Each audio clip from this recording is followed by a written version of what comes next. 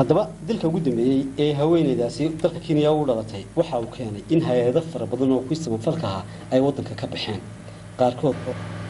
qaarkoodna ay xanibeen hawlihii samafal ee ay dalka ka wadeen inkastoo ay qaar dib mar kale u bilaabeen wariye telefishinka ka tirsan ayaa markaasi berbera markii meedka laga duulinayay la kulmay The one who is injured is me. Yeah, you are from Yemen? Yes. And what about that one? I think her parents should know before you should know. Can you please tell us the nationality? She is Kenyan. She is from Kenya. And she was with the Yes. How long has she been working? Huh? How long has she been working? waxa uu ka warramay ninkaasu sidii ay wax ugu dhaceen halka laga yimi iyo dhimashada haweeneydaasi oo dhalashadeedu Kenya ay ahayd isagoo markaasi isna sheegay in nabarkiisa soo gaaray aanu weynin ama halis aanu ahayn hawlgal aad iyo aad u balaadhnaa ayay dawladda Soomaaliland iyo shacabkuba arrintaasi ay ka galeen iyadoo shacabkuna ay arrintaasi halbowle ama garwadan u ahaayeen oo ay ahaayeen kuwii ugu horeeyay gacanta ku dhigay dadkaasi tuulada Dooqoshi dareenkii laga qaatay markii Hargeysa la keenay kooxdaasi burcadda ayaa wax ahaa mid aan la qiyaasti karin ama aan la matali karin bal dadku sidii ay u arkeen subaxa Hargeysa markii saldhigga dhexe lagu soo shubay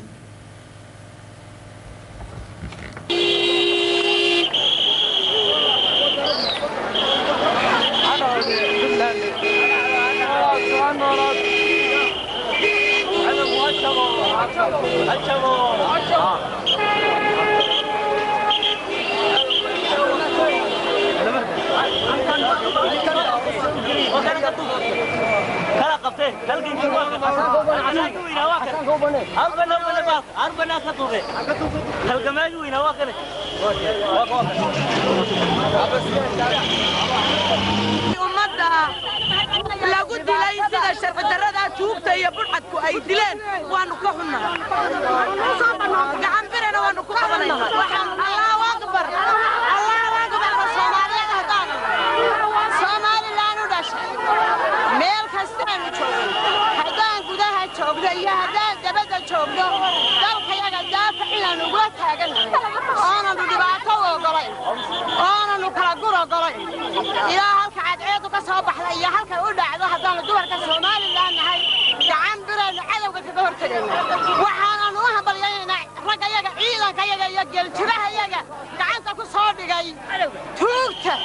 doonaysay sumcadda Soomaaliland inay baabi'iso inaanay kole sidaa ku baaba'aynin nin iyo naagba hadday tahay ha la isu sheego naag walbana inay indhaha furto jiiraanka talla ah ee ximaan ku jirta inay gacan ku soo qabato jiiraanka kalla ah ee ximaan ku jira haddii walaalkay dhalay inuu soo qabto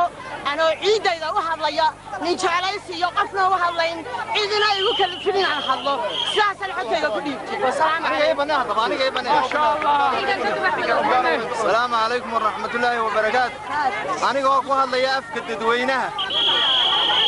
أفك هالجنكي وحن كهذا يا وحن ما أنت دعينا هنا هين وحير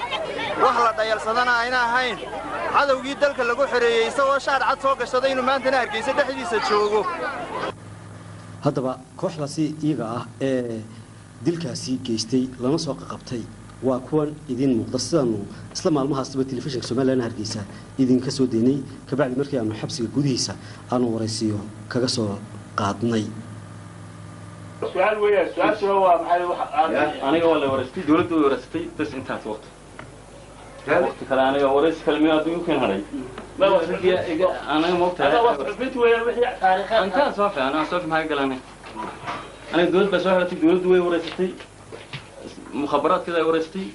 أتكلم مرة وركعت سما ما ينعطى كلي أنا ورث أنا بدولة بشريمة كلي دولة وين تني كل نفس دولة بعد قصو أنا دولة هو ولا بين صوت أنا صوت وما يسودين بلا لا أي سنة هو دولة صوت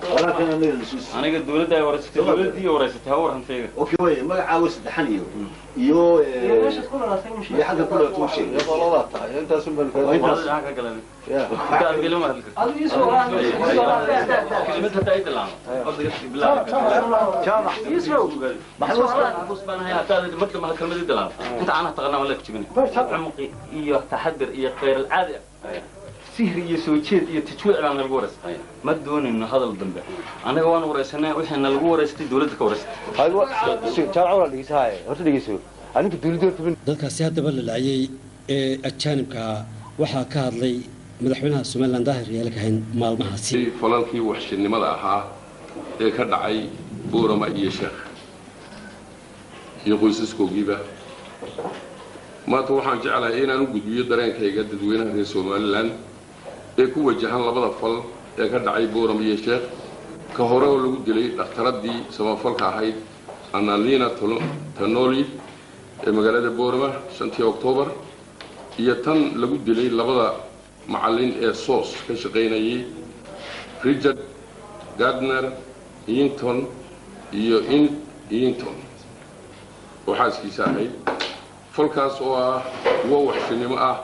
oo lagu wiiqayo amniga iyo jiritaanka qarannimada Jamhuuriyadda Soomaaliland dadka uu falkaasi ku cadaado xukuumaddu magac kastoo yeeshaan iyo darajo kastoo yeeshaan waxaa lagu ciqaabi doonaa sharciga madaxweynaha daahir yaal waxa uu ka hadlayay intii labadii fal ee hore ee